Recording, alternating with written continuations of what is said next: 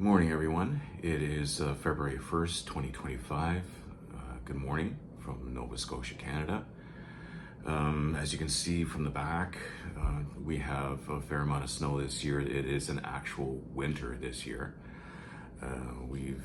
Past few years, we've been experiencing very mild winters, and it seems like that cycle may be coming to an end, and we may be going into a more wintry cycle coming up. I do believe these things happen in cycles. And in different parts of the country, in different parts of the world, these cycles can last longer than in others. I think over here, it's about every 8 to 10 years we get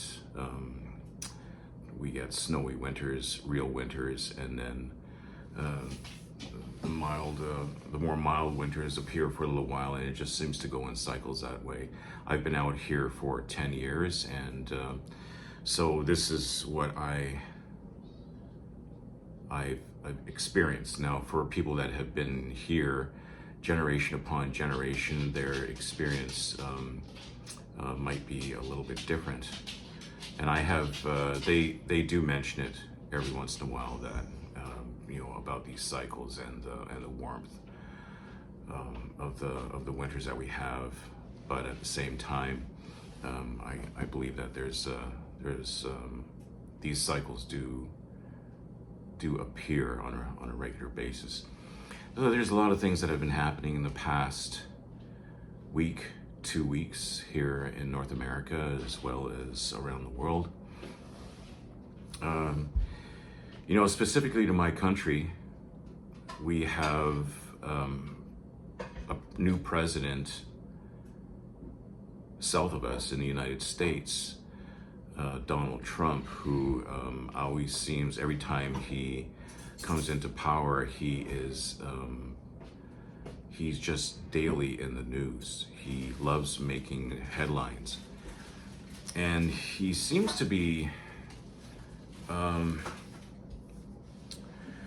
very forward and aggressive in his patterns of laying down the ground rules for how people are going to, or how other countries and manufacturers and corporations are going to treat the US. He has imposed substantial tariffs to Mexico and Canada just today. And of course, as Canadians, this is going to create a lot of challenges, because if our goods, which are mainly resource-based, coming from Canada, are taxed at 25%, that is going to create a lot of challenges right down the line.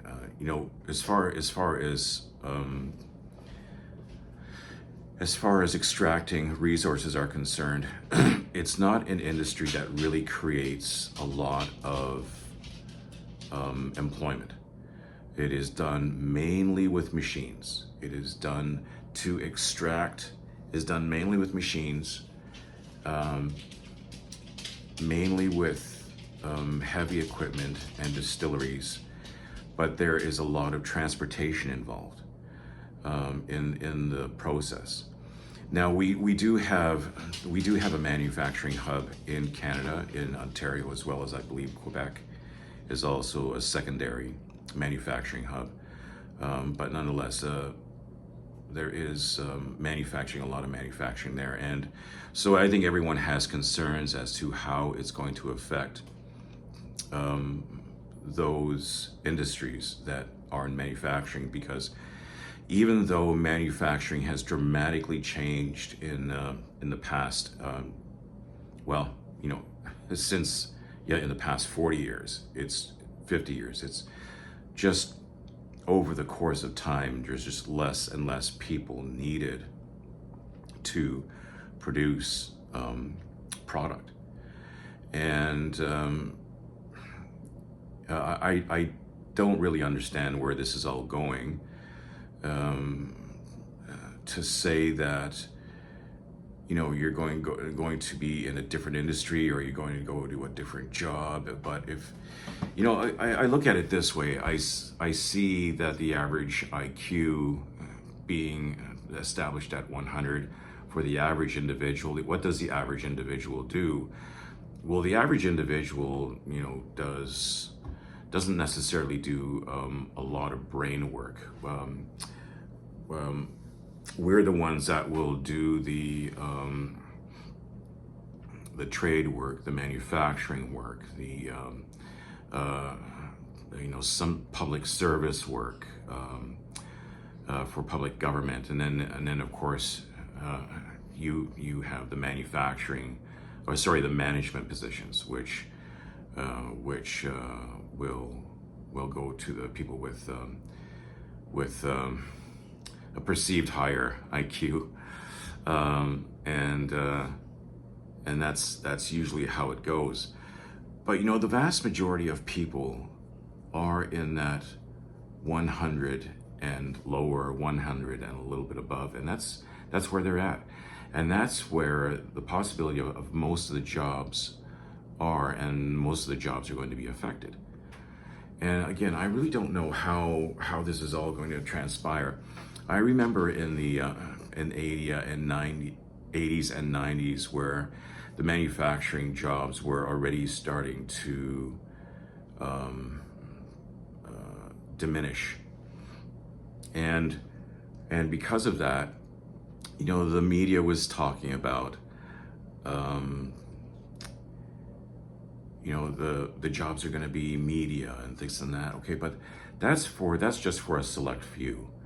That whether they cater to that industry, or whether they have the smarts, or whether they have the educational wherewithal to move forward within that industry. And of course, we had the advent of an explosion of software development, which had provided many high skilled and high valued individuals with employment. And of course, now with the buzzword in the past 2 years, I would say, I wouldn't even say 3 years, but I would say 2 years. The buzzword is AI, meaning artificial intelligence, which they're claiming and predicting will take a lot of this software programming, software engineering job, take them away. And I would say probably not. Maybe for the low-hanging fruit, it may remove those mundane tasks that may be a part of that industry.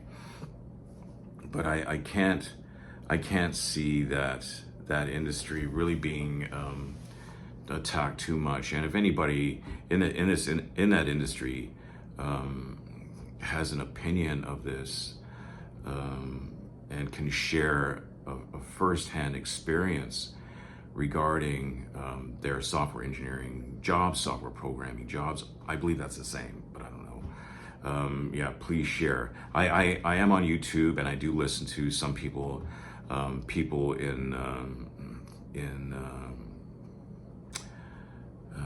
don't know if it would be called, yeah, I guess it would be called the millennials and Gen Y, Gen Z, that are having a heck of a time finding work, and certainly not work within their the field that they were hoping to get into. So, you know, it's quite a turmoil. When I got out of school, things were in quite a bit of turmoil as well, and that is when manufacturing was getting hit really hard, and people like myself that tried university but couldn't make it, you know, for various reasons, would have to go out. I ended up in construction. Other people will end up elsewhere and you know, try to make a go of it, try to make a living. And by the grace of God, we become have a reasonable amount of success. Of course, now with the new era, not new, but it's and actually in the past 10 years for sure, where you have the education inflation, where it almost seems like it doesn't matter what type of how much education you have, it's not enough because the jobs are not out there. And if your job, if your degree or your education is not specific to a certain type of need or a certain type of demand, then you will get a warehouse job, or you will get something that is not what you believe you will have or you wanted to obtain. And so this is the stage that we're at right now. Younger people, certainly not having near the opportunities that were once there, and a huge disparity between the have and have-nots, where the have-nots are in the vast majority, and the haves are a very minor majority, a very minor minority, which again is causing a problem. We have another problem in our nation, Canada, where we have a government that is extremely inept. I was so surprised when they were voted in, even back in 2014, 2015. That was to my surprise, because the incumbent government at the time was balancing things out quite well. They were doing a good job. They were investing where necessary, and as well as they were after the Great Recession that we have, is still trying to balance things out and putting us back into a surplus position as far as using taxes. But the government that we have now has been in power since 2015. To my surprise, I'm utterly surprised. He has really nice hair, but he does not have a clue of how to operate and manage a country. Not a clue. And I'm just so surprised that people do not see through this. And it is perplexing to me that we have people that acquire leadership positions that do not have the capacity to be there. Yet they are, because you have nice hair, you're good looking.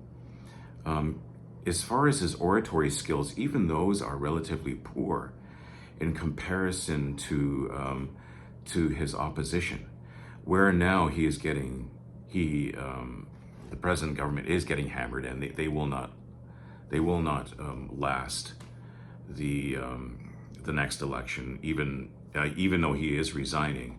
But the new leader of that party will not make it through, because they take on the same position. They've inherited the disaster, and they are doubling down on the same position, basically, without saying it. That's what they're doing. And as you know, I am not getting into details, because if someone watches from a different country, it's not going to make any sense to you, and you would probably say, especially from the European position, yeah, well, we're experiencing the same thing. And yeah, you are.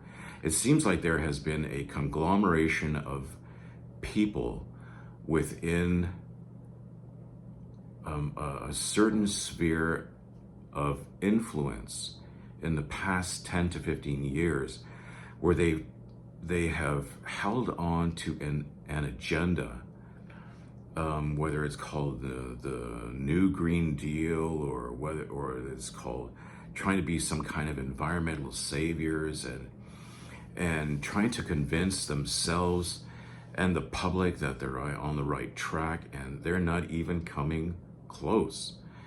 And let me make myself clear. I do appreciate that we have people in government that are raising awareness. But that type of awareness, from my historical reading, has always been there. even when I was going into high school in the 70s and part of the 80s, the concerns for the environment were always there. In my day, it was smog and acid rain.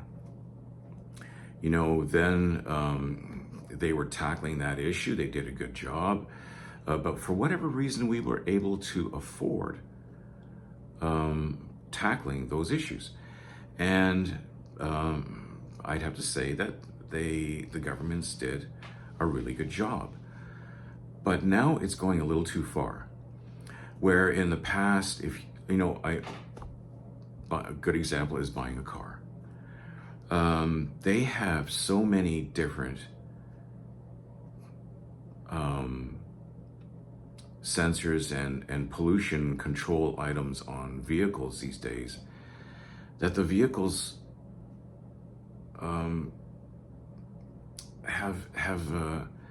have trouble being maintained. And on top of that, when you have to get something fixed, like I have to get something fixed now on a vehicle that I have, and I'm trying to delay the obvious because it's going to cost a huge amount of money.